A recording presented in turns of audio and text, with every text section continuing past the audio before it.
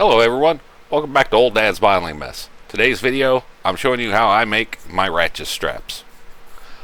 I used to do this all the time when I used to build model car kits, except they weren't ratchet straps, they were seat belts. So, but this can be used for any of that stuff. You can use it for cars, you know, for seat belts, like I used to. You can use it for railroads, you know, because your flatbeds are going to need, you know, straps and stuff like that. Airplanes, you know, for the pilot seat, you know, and of course our armor models. It doesn't take much. You just need some tape, a ruler, a knife, some thin wire, pliers if I haven't said that yet, super glue, and if you really want to get fancy, old pieces of photoetch sprue. But that here in a little bit. What you do is you bend your little thin wire into a square that's just wide enough to fit over the tape. And as you'll see here, I'm going to peel up a piece of tape. I normally cut these, I think these here are like 1.5 to maybe 2 millimeters wide, these strips are. And I'll peel, when I cut them, I also cut like maybe 1 inch off the bottom of them. And that's for the other side of the strap. You'll understand what you see what I'm doing here. But as you notice, I didn't stick the whole piece of tape down. I left one end up, and I'm gonna wiggle and finagle the tape through the buckle, and then when I get it about 2/3 or halfway down the piece of tape there, I'll push the tape back down and get it on there really nice once I make sure I got the buckle in the place I want it. And then I will go grab that short piece and I'll bend just a faint little piece on the end so it can't get stuck. So that piece will always stick up a little bit. You'll see what I do here in a second. But then I will take and I will run that back underneath that buckle, and then that way there, that gives you your illusion of your second strap, or the other half of your strap, you know, because there's two pieces that you're ratcheting together. So anyway, this here, man, it works. It's cheap. I mean, you know, hell, if you've already got the stuff, you can do it for free, and it doesn't take any time. I think all this took me like 15 minutes, and that was including making the first two, and then making the video. So I mean, it's not hard.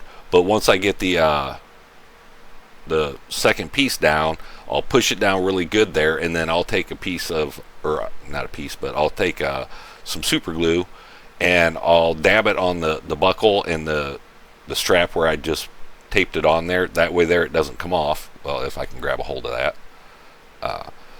And then as you'll see here in just a second, if you really want to get fancy, like I was saying, all you got to do is take a piece of your photoetch sprue, make sure it's the same width as your strap. Okay, I don't know if you'll be able to see it or not, but that's actually got a little bitty bend in it there, and it looks like a hook if you look at it from the side. And so I'll put it down there like that, and then I'll peel up the end of the tape there, and then I'll get that underneath there. And sometimes this gets a little fidgety because you know how things like to slide around and stuff on you. But once you get the tape on there, just put you a dab of super glue to make sure that it doesn't pop off. Do it on the other end, and now you've got you a really cool, super neat ratchet strap that you just made in 5 minutes, if that. Now you can do it without the photoetch on there. And if you don't have any photoetch sprue or anything like that laying around, if you really wanted to, you could use some aluminum foil. It probably wouldn't be the greatest because it been so easy unless you doubled it up or tripled it up or something. But I mean, you understand what I'm getting at here. So but it's, man, dude, like I said, this stuff is so easy. But it also it free basically, or cheap, really super cheap, and it does bring a lot of extra stuff to your builds. So that one there's done. I'm getting ready to do the one without the two hooks on the end here, and it's just like the other one. I think I struggle a little bit here with this trying to yeah. My bench is out in the garage, and so it's summer, so it's a bit warm. So I'm a bit sweaty. I got a fan on behind me going, but yeah, it's still hot in there, and so I'm in there fidgeting with this. And right now I'm fighting the wind from the fan because it's blowing the tape as I'm trying to get it on there. So now I'm like, okay, the hell with it. I'm gonna do whatever I gotta do to get that on there. And this is the worst it's gonna get if you do this. I mean, it really is. This is the hardest part right here, is trying to get this little square piece of wire through that tape, or get the tape through that square piece of wire, because it's sticky. It'll get stuck on there. Don't try using duct tape. You'll pull all your hair out. But as you see there, like I said, that's the end that is not going to be at the buckle that I just folded. So that way there, it will always stick up a little bit. So a couple years from now, when somebody looks at the model, they'll see that and they'll think, oh, holy shit, that's cool. That's actually that's a real, real ratchet strap, but it's not. It's just some tape. Plus, if you use painter's tape like I'm doing, after a while, it'll get unsticky.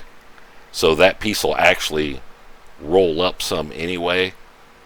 And, I mean, once you get your strap on there, you could actually, if you really wanted to, because you see I'm putting glue on the piece that I just put in there and the buckle itself, you could actually peel that up and then wrap it up underneath there like, the truckers doing stuff if you really wanted to.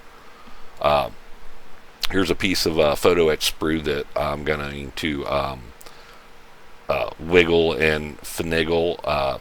I'm not going to lie, my new nippers here have lost their edge. It's taken a while. But yeah, grab my little pliers here, and I think the end of those things are maybe like 1 millimeter wide. So that's all I'm doing. I'm just making a little hook there. Excuse me. And I'm going to peel up the ones here that I already did.